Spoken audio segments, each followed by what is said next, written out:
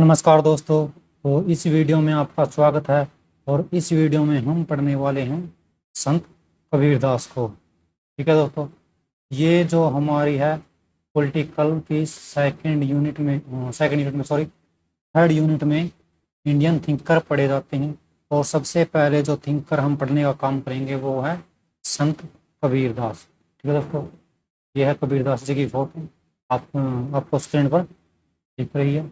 ये जो वीडियो रहने वाली है, जो क्लास रहने वाली है, ये है यूजीसी नेट दिसंबर 2025 में जो आपका एग्जाम होने वाला है उसके लिए ये वीडियो है। ठीक है दोस्तों, चलिए दोस्तों हम कबीरदास की जो पढ़ने की वो कहानी है वो शुरू करते हैं।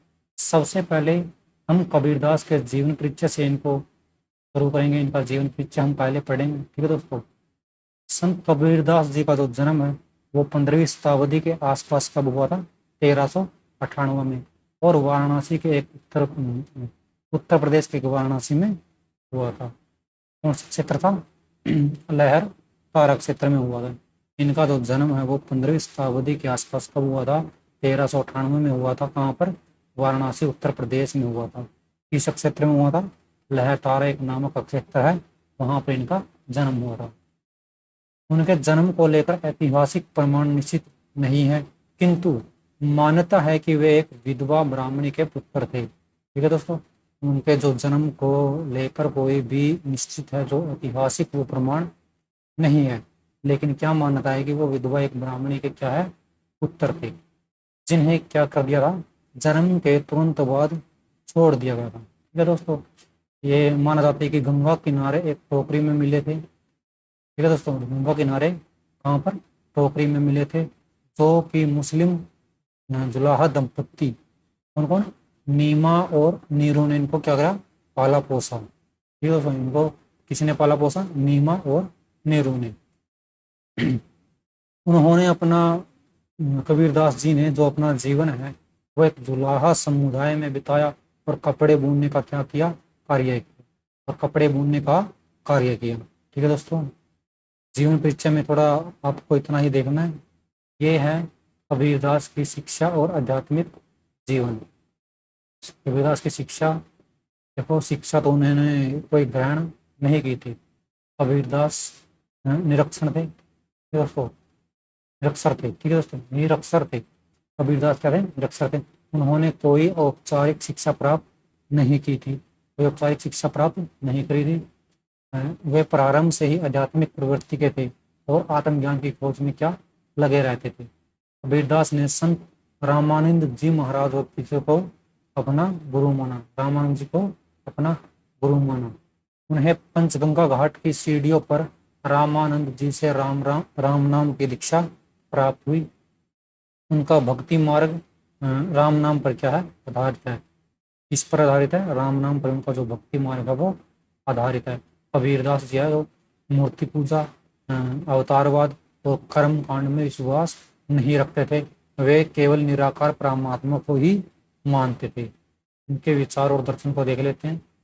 कबीरदास का जो दर्शन है वो निर्गुण भक्ति पर क्या है? आधारित है। वे ऐसे ईश्वर को मानते थे जो बिना रूप, बिना मूर्ति और सर्वव्यापक हैं।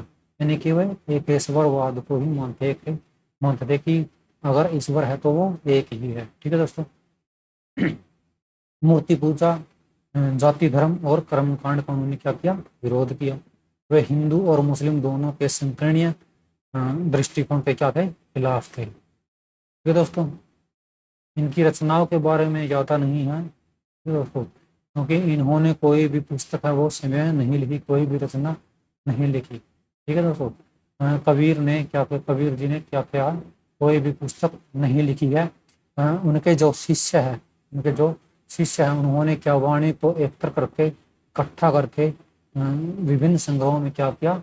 संकलित किया। कबीर जी की जो भाषा है वो संदूकड़ी है, खड़ी बोली, अवधी, ब्रज और भोजपुरी का क्या है? जो मिश्रण है। साधुकड़ी जो भाषा है वो खड़ी बोली, अवधी, ब्रज और भोजपुरी का मिश्रण है। उनकी रचना के बारे में अगर पढ़े तो एक ग्रंथ माना जाता है बीजक। बीजक है जो कबीर पंथियों का क्या माना जाता है? प्रमुख ग्रंथ है।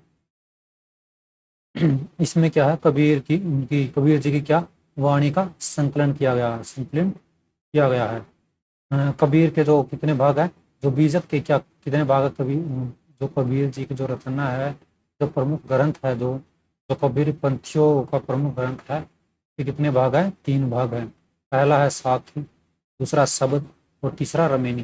जो साखी है उसमें क्या है, नैतिक और व्यवहारिक ज्ञान की क्या है बातें हैं इसमें। साखी में क्या है, नैतिक और व्यवहारिक ज्ञान की क्या है बातें हैं इसमें। शब्द, शब्द में क्या है, भक्ति रस से क्या है, भक्ति रस से भरे हुए क्या है भजन है इसमें। ठीक है दोस्तों। और रमेनी में क्या है, साधुकड़ी भाषा में रचित क्या है काव्य है। साधुकड़ी भाषा में रचित क्या है काव्य है। आदर्श समाज, आदर्श समाज, आदर्श समाज के बारे में क्या कहते हैं कबीर जी। कबीर जी ने क्या है, क्या कहा है, कबीर ने समाज की नींव है क्या है, प्रेम, समानता और भाईचारे पर रखी है। पर प्रेम, समानता और भाईचारे पर।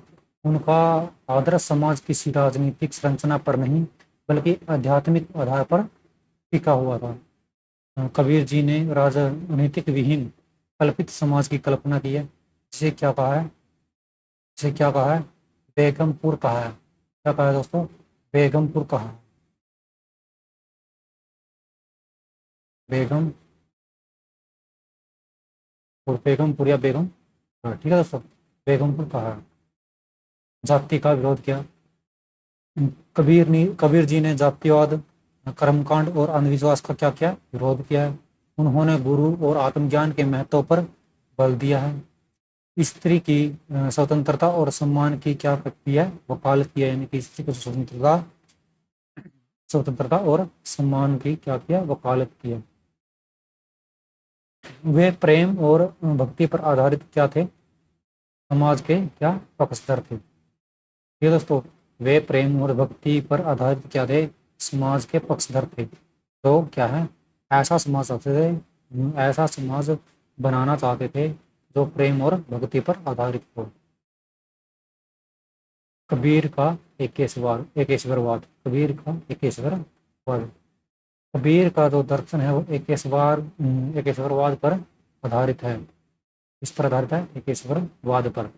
ईश्वर एक है, निराकार, उनका क्या मानना है, ईश्वर एक है, निराकार है और निर्गुण है, जिसे वे क्या कहते हैं, राम, क्या कहते हैं, राम कहते हैं। उन्होंने मूर्ति पूजा, जातिवाद और आडंबर का क्या किया है, विरोध किया है। धर्म को धर्म को मानव कल्याण का साधन माना, धर्म को क्या कहा, मानव कल्याण कल्याण का साधन माना, न कि पाखंड का माना है।